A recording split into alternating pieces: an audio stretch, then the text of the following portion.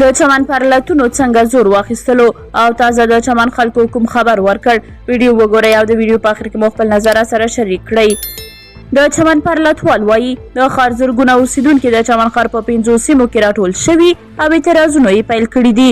دغه اعتراض کوونکي وایي د چمن پر پرلتوالو د برید کوونکو محکمه کول او د سپین بولدک چمن لاره له پاسپورت پرته خلاصېدل غواړي. د چمن د پرلت ویان صادقانه څکزی وایي دمګړۍ د چمن ښار د پاسپورت ادارې د پاکستان دولتي بانک او چمن پریس کلب مخې ته او د چمن کوټې د عمومي لارې پر سر یې پرلتونه وهلي دي.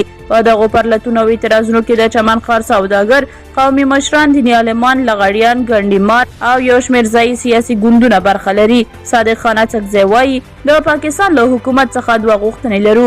د سپین بولدک چمن پر دروازه د پاسپورت پرته تګ راتګ کول او د چمن پر پرلت کوونکو د برید کوونکو پاکستاني پوځیانو محاکمه کېدل غواړو او تر څو چې زموږ دغه 2 غوښتنې نه وي منل شوي زموږ اعتراضونه به دوام لري. د چمن د خلکو له لوري پرلت او اعتراضونه 2 میاشتې وړاندې د پاکستان حکومت له لوري د سپین بولدک چمن پر دروازه په پاسپورت او ویزې د تګ راتګ جبري کېدو په غبرګون پیل شول. خو 15 ورځې وړاندې د پاکستاني پوځیانو له لوري د چمن پر پرلتوالو برید وشو چې په پایله کې 2 کسان ووژل شول او نږدې 20 نور ټپیان شول. تر دې مهاله د پاکستان حکومت د یاد پرلت او اعتراضونو په اړه کوم غبرګون نه دی ښودلی.